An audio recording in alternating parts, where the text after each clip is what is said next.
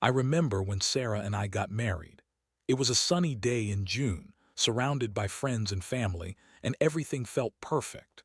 We were young, in love, and ready to take on the world together.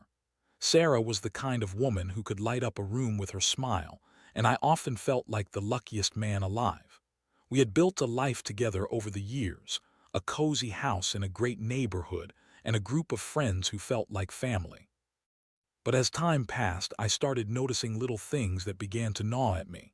At first, it was subtle, a missed text here, an unexplained late night there. I brushed it all off as typical life stuff, work stress, social obligations, and the mundane realities of married life. Sarah was busy with her job at the marketing firm, and I was tied up with mine at the tech company. It made sense that we'd drift apart a bit.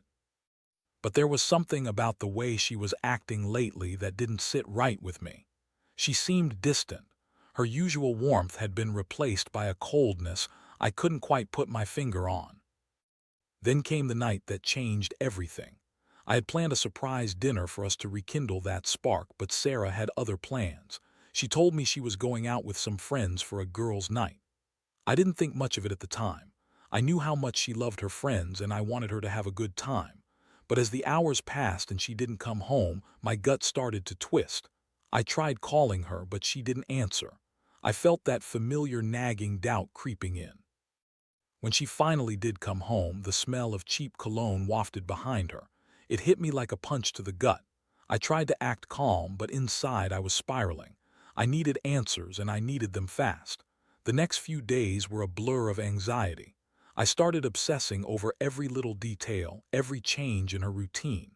I'd catch her texting late at night, always turning her phone away from me. I couldn't shake the feeling that something was off.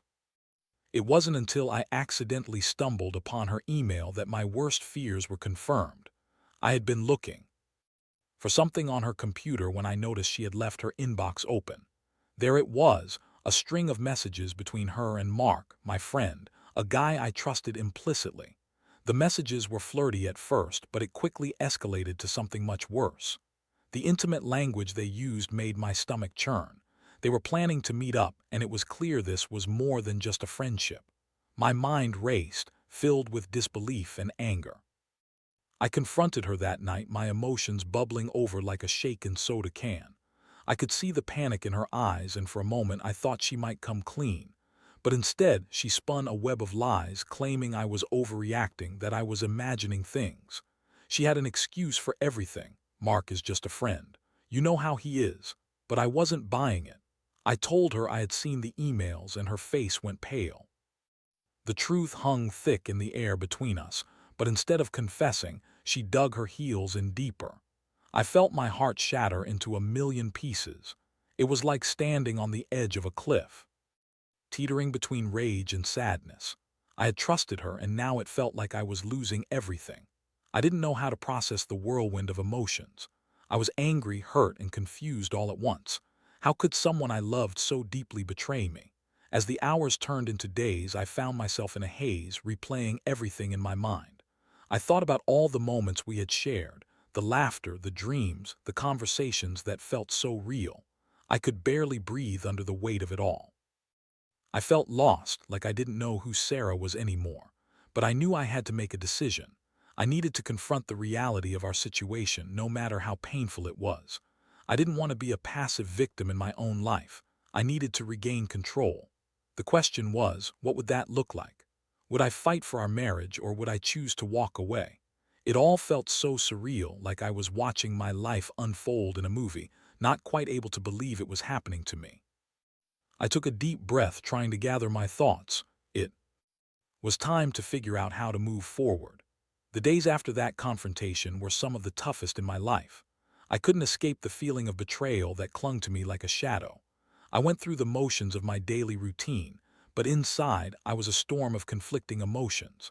I was angry, hurt, and confused, and I felt powerless. There were moments when I'd sit on the couch, staring blankly at the wall, wondering how someone I loved so deeply could turn into a stranger overnight. I tried to talk to Sarah about what had happened, but every time I brought up her affair, she would deflect. She claimed I was being paranoid and that I was the one pushing her away. It was frustrating and infuriating to have my feelings invalidated like that.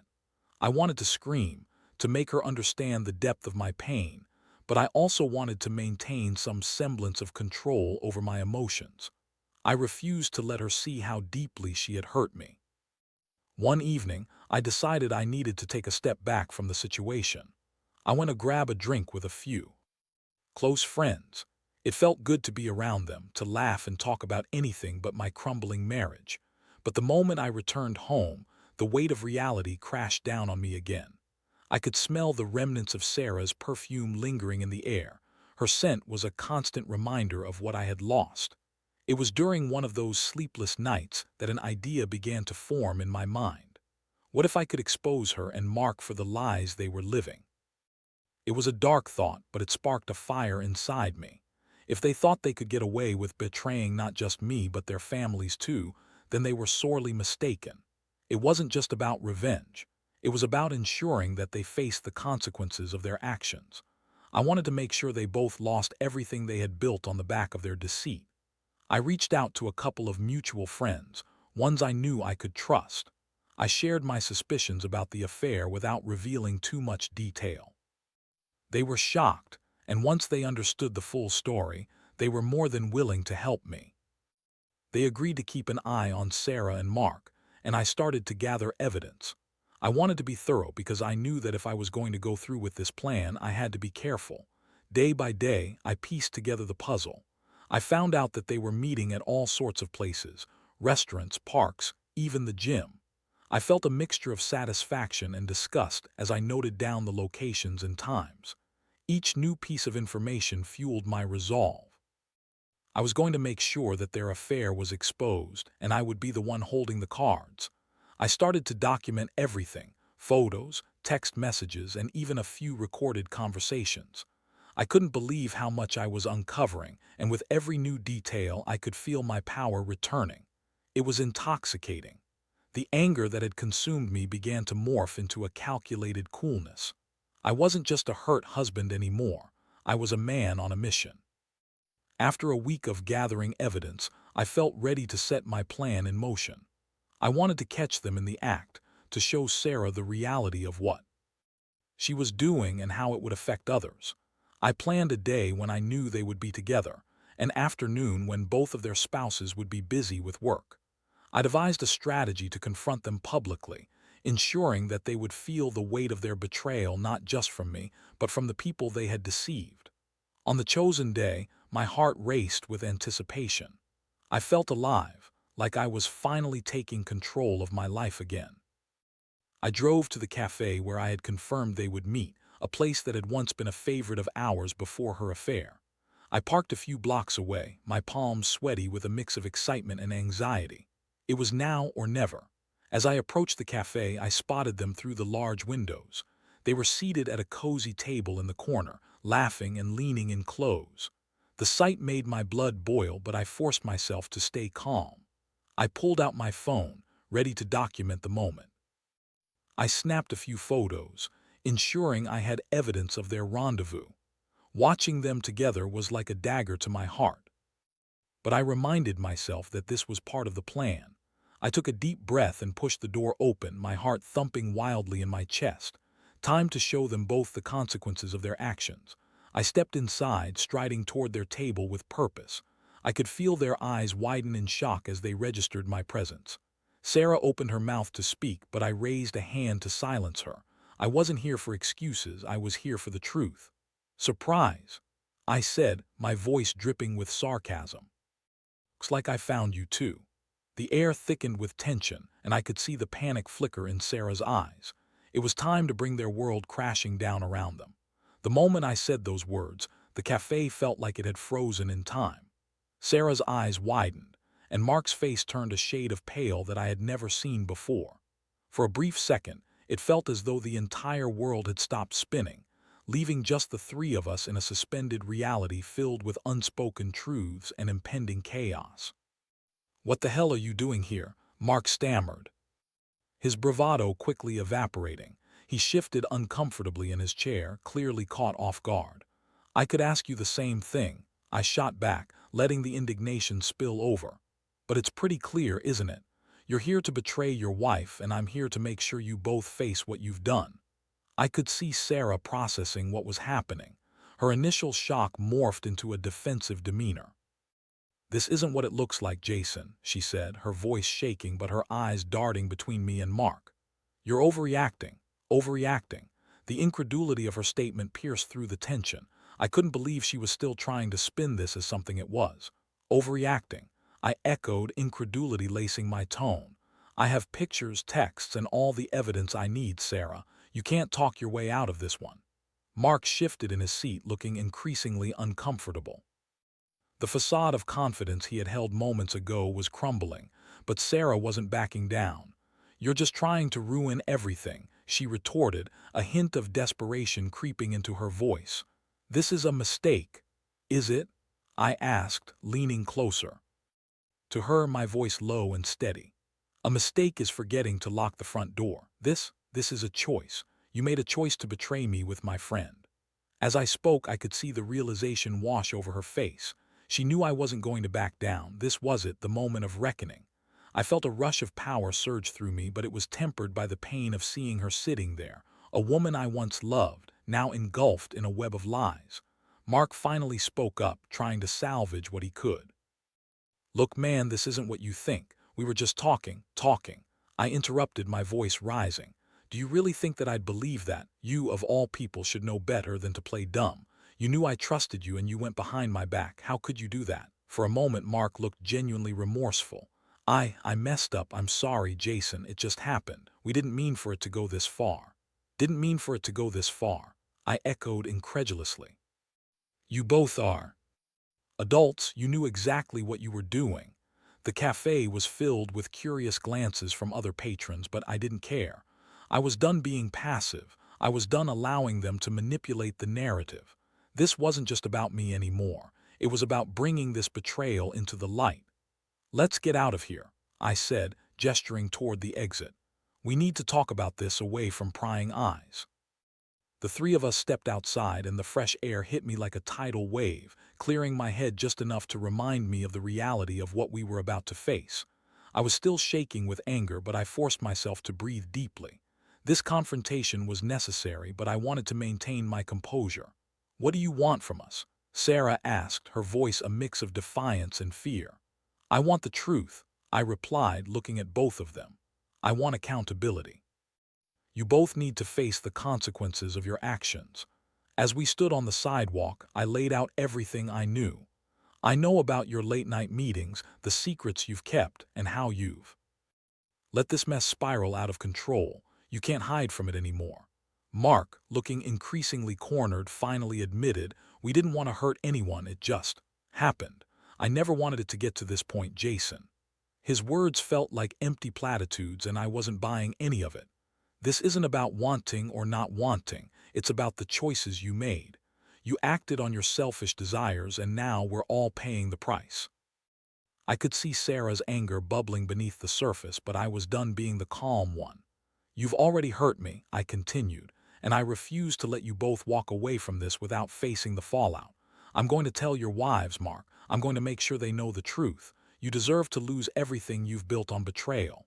Mark's face turned ashen, and Sarah's expression transformed from anger to desperation. "You can't do that," she pleaded. "Think about the kids, Jason. You'll ruin their lives." "Then maybe you should have thought of that before you decided to ruin mine." I snapped back, the emotional weight of the situation crashing down on me. For a moment I felt a flicker of doubt about my plan, but I quickly brushed it aside. No, they had to face the consequences. As I turned to leave, a mix of emotions swirled within me: anger, sadness, and a strange sense of liberation.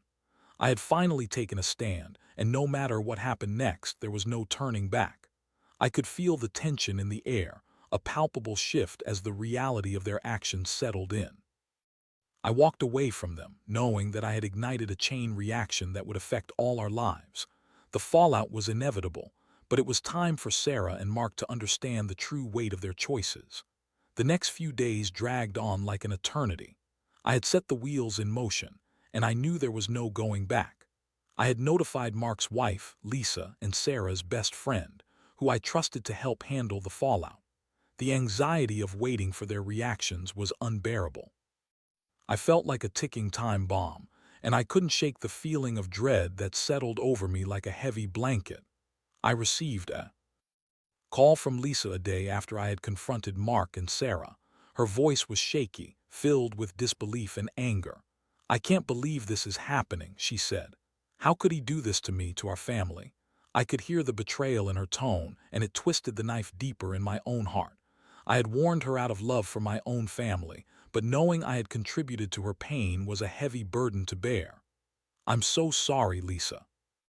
I wish things were different, but the truth needed to come out," I replied, trying to be as empathetic as I could manage.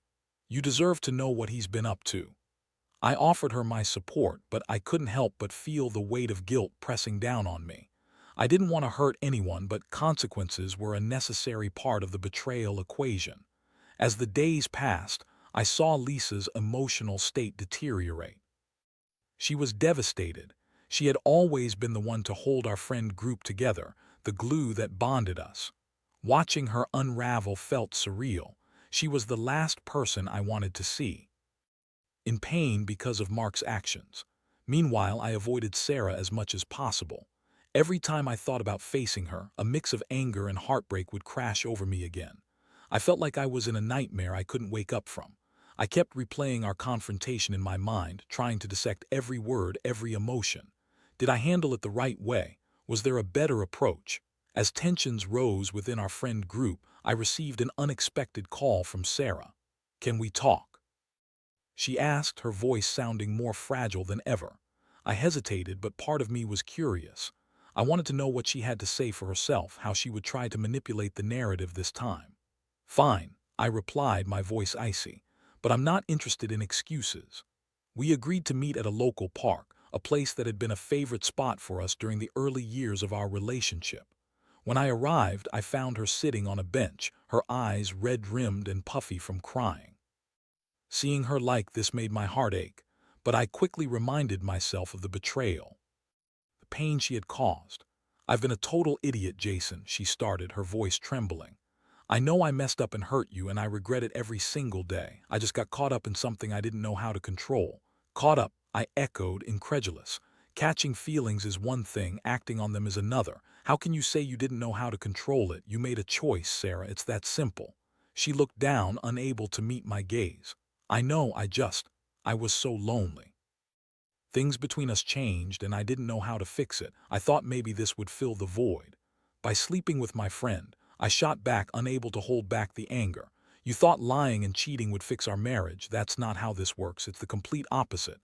"I didn't want to hurt you. I never meant to," she replied, tears streaming down her face. "I feel terrible about everything. I love you, Jason." Her words felt like a knife twisting in my gut. Love. How could she say that? After what she had done. "If you loved me, you wouldn't have done this," I said, my voice steady but filled with pain. "You wouldn't have cheated on me, shattered our trust, and turned our lives upside down."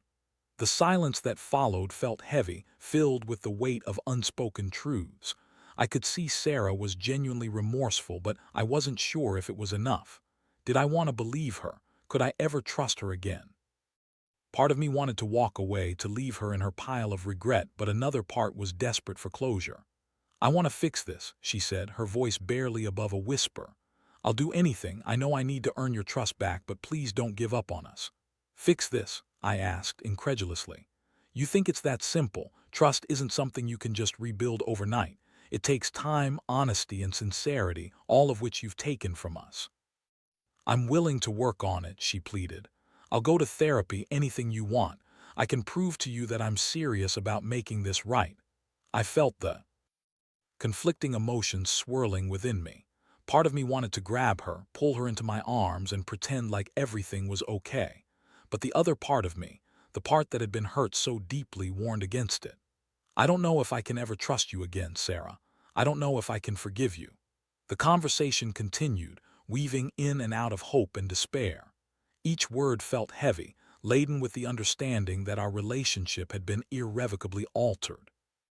I knew that I had to make a choice, and it wasn't going to be an easy one. As I left the park, my heart felt heavy with uncertainty. The path forward seemed murky, shrouded in doubt.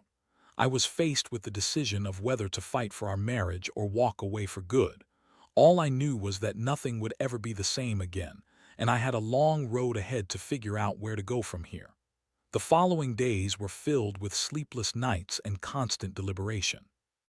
I found myself on a tightrope, torn between my feelings for Sarah and the betrayal that still cut deeply. I had been through a whirlwind of emotions, heartbreak, anger, and a flicker of hope. I had to remind myself of the reality of the situation. Nothing would ever be the same. We were standing on a precipice, and the decision I made could change the course of our lives forever. I had been spending time reflecting on what I truly wanted. I reached out to friends and family, seeking their advice, but deep down, I knew this was my choice to make. My heart told me to fight for Sarah, to see if we could salvage what was left of our marriage. But my mind kept flashing back to the hurt, the lies, and the betrayal. I couldn't shake the image of her sitting across from Mark, their laughter echoing in my mind like a cruel reminder of what I had lost. Eventually, after days of internal struggle, I decided I needed to meet with Sarah again. I could see that she genuinely wanted to make amends, but I needed to lay everything on the table. I wasn't going to let her manipulate the narrative any longer. This time, I wanted clarity, not just for myself, but for both of us. We agreed to meet at a quiet cafe, one that had become a sanctuary for both of us during happier times. When I arrived, I found her already sitting at a table, her hands clasped together nervously. The sight of her stirred a whirlwind of emotions within me, but I steeled myself. This meeting would be the turning point. "Thank you for coming," she said, her voice barely above a whisper. "Let's not waste time," I replied, cutting straight to the chase. "I need to know if you're serious about wanting to fix this. Because if you are, we have a lot to work through." "I am serious," she responded, tears welling in her eyes. "I've spent every moment since our last conversation reflecting on what I've done. I know I've hurt you and I can't undo that, but I want to try to make it right." I remained skeptical. How do I know this isn't just a moment of guilt talking? How do I know you won't go back to Mark the moment things get tough? She took a deep breath, visibly shaking. "Because I realize now what I truly value. I took you for granted, and I let my insecurities push me to do something horrible. I don't want to lose you, Jason. I want to work on us." I felt a flicker of something resembling hope, but I pushed it down. "Say it," I urged, my voice firm. "You have to say it. I need to hear you admit what you did was wrong. I need to know you understand the depth of your betrayal." "I admit I was wrong," she said, her voice gaining strength. "I was selfish and I hurt you and our marriage. I was drawn into something without thinking about the consequences. I'm so sorry for that. I promise I will do everything I can to earn back your trust." Her sincerity struck me, but I knew I couldn't just take her word for it. "Actions speak louder than words, Sarah. If we're going to even consider trying again, you need to show me you're committed to this. That means no contact with Mark. I don't want you to have any ties to him." She nodded vigorously, her eyes pleading. "I'll cut all ties, I promise. I want to focus on you and our relationship. I'll even go to counseling if that's what it takes." Hearing her say that made my heart ache. I wanted to believe her, I wanted to trust her again, but I couldn't ignore the scars that her infidelity had left behind. "And what about us? How do we rebuild that trust? It won't happen overnight. I need time, and I need to know you understand that." "I get it," she said earnestly. "I'm willing to be patient. I know I've broken your trust, and I don't expect everything to magically go back to normal. I'm here for the long haul, I swear." We talked for what felt like hours, going over the details of what rebuilding would look like. We discussed therapy, communication strategies, and setting boundaries. Each conversation felt like peeling back the layers of a wound that had been festering for too long. As the sun began to set, I felt a shift within myself. I still had doubts, but there was a flicker of hope. Maybe, just maybe, we could find our way back to each other. The path wouldn't be easy, but I realized that I was willing to give it a chance. "I can't promise it will be easy," I said finally, "but I'm willing to try if you are." Her face lit up with a mixture of relief and disbelief. "Thank you, Jason. I won't let you down again, I promise." As I left the cafe that evening, a part of me felt lighter. I was taking a leap of faith, and while it was terrifying, it was also exhilarating. I knew we had a long road ahead, filled with challenges, but for the first time in a while, I felt a sense of possibility. Our journey was far from over, and perhaps this was the start of a new chapter. As the days turned into weeks, we began to navigate the complexities of rebuilding our marriage. It was difficult. There were moments of doubt, anger, and painful memories that would resurface. But through it all, I was reminded of one crucial lesson. Healing takes time, and sometimes, love means fighting through the darkness together. In the end, I knew that no matter how hard it was, the decision to fight for our relationship was the right one. I had learned to trust in the process, and I hoped that, in time, we would emerge stronger than before. As the weeks turned into months, the journey of rebuilding our relationship was anything but linear. There were moments of light and joy, but also days that felt like we were trudging through a thick fog of emotion and uncertainty. Every time I thought we were making progress, an old wound would resurface, and I'd find myself grappling with the aftermath of her betrayal all over again. We started attending couples therapy together, which proved to be a double-edged sword. On one hand, it was a safe space to express our feelings and frustrations, and it helped us develop healthier communication patterns. But on the other hand, it forced us to confront the bitter truths of our situation. I was often reminded of the pain, the late nights, the lies, and the betrayal that had shattered my trust. During one particularly intense session, I broke down, overwhelmed by the mixed emotions crashing over me. "I want to trust you again," I said, tears streaming down my face, "but I can't shake the feeling that you could betray me again. How do I know this is real?"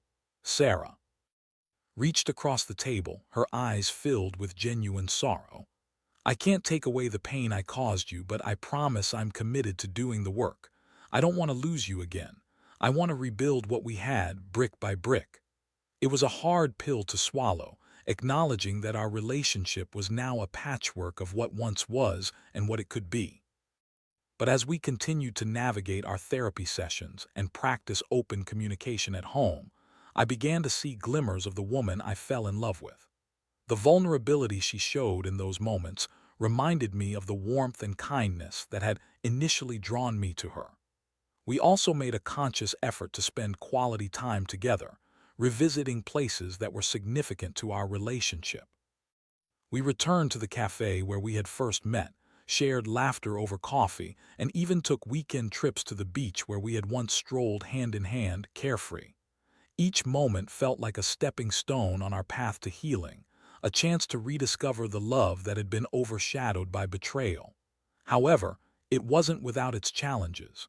There were moments when I felt the old anger bubbling to the surface, especially at the sight of Sarah texting or being on her phone for too long. The paranoia would creep in, and I'd have to remind myself that she was working hard to show me she was trustworthy. Those moments were difficult, and I often found myself grappling with the specter of jealousy and insecurity. One evening, during a particularly emotional heart-to-heart, I confessed my fears. "I still feel like a part of me is broken, Sarah. How do I know you won't go back to him? It's hard to let go of that fear." She took my hands, her grip firm and reassuring. "I understand. It's going to take time, but I want you to know that I'm all in. Mark is a part of my past that I want to leave behind. I love you, Jason, and I want to create a future with you." Hearing her say that resonated with me.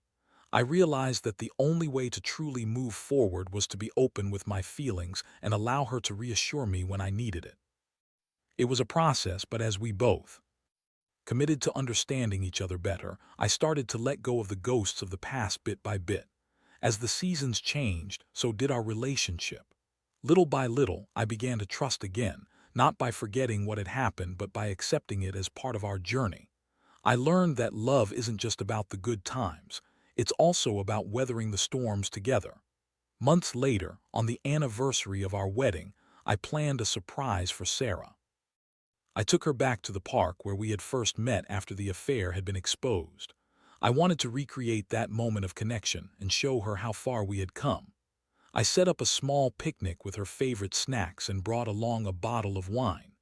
As we sat on the grass, the evening sun casting a warm glow around us, I took a deep breath and said, I know things haven't been perfect, but I'm grateful for how hard we've worked to get here. I never thought I'd be saying this again, but I love you, Sarah. I want to keep building our future together." Tears welled in her eyes and she smiled through them. "I love you too, Jason. Thank you for believing in us even when it was hard. I'm committed to being the partner you deserve." In that moment, I felt the weight of the past begin to lift. While I knew we still had challenges ahead, I felt a sense of peace settle over me. This journey had taught me the importance of resilience, forgiveness, and the strength of love. I learned that love isn't always a fairy tale. It's a series of choices, a commitment to weather the storms together. And although the scars of betrayal would always remain, they served as reminders of our growth, both as individuals and as a couple. As we toasted to our future, I felt a renewed sense of hope. While the road ahead would undoubtedly have its twists and turns, I was ready to walk it with Sarah by my side. Together, we would face whatever came our way, hand in hand, stronger than ever.